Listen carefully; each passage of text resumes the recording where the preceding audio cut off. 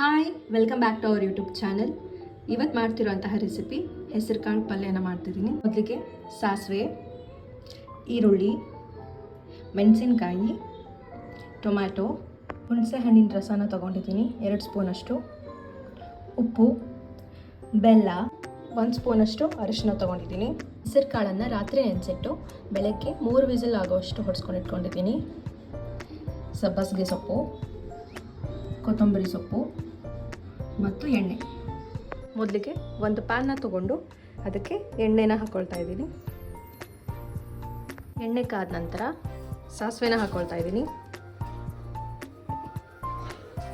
ಈರುಳ್ಳಿ,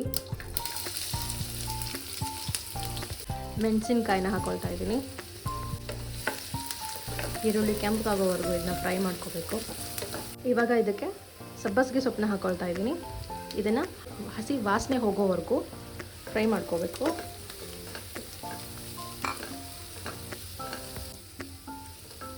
ಇವಾಗ ಟೊಮ್ಯಾಟೊನ ಹಾಕ್ಕೊಳ್ತಾ ಇದ್ದೀನಿ.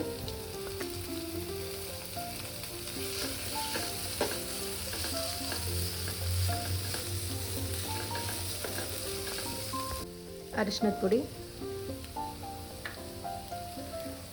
ಉಪ್ಪು,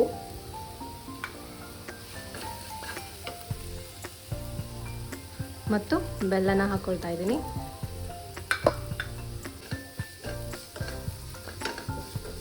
ಇವಾಗ ಇದಕ್ಕೆ ಬೇಯಿಸಿಟ್ಕೊಂಡಿರೋಂತಹ ಹೆಸರು ಕಾಳನ್ನ ಹಾಕ್ಕೊಳ್ತಾ ಇದ್ದೀನಿ.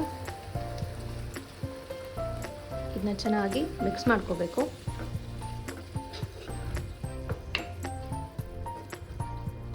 ಲಾಸ್ಟಲ್ಲಿ ಇದಕ್ಕೆ ಹುಣಸೆ ಹಣ್ಣಿನ ರಸನ ಹಾಕ್ಕೊಳ್ತಾ ಇದ್ದೀನಿ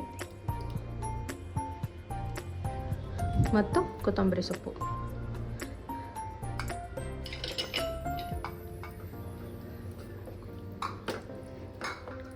ಇದನ್ನು ಒಂದು 5 ನಿಮಿಷ ಲೋ ಫ್ಲೇಮಲ್ಲಿಟ್ಟು ಕುದಿಯಕ್ಕೆ ಬಿಡೋಣ.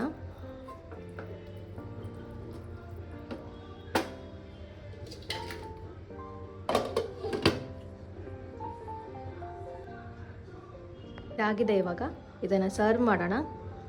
ಈ ರೆಸಿಪಿ ನಿಮಗೆ ಇಷ್ಟ ಆದರೆ ಲೈಕ್ ಮಾಡಿ, ಶೇರ್ ಮಾಡಿ ಹಾಗೂ ನಮ್ಮ ಚಾನಲ್ನ ಸಬ್ಸ್ಕ್ರೈಬ್ ಮಾಡಿ. Thank you.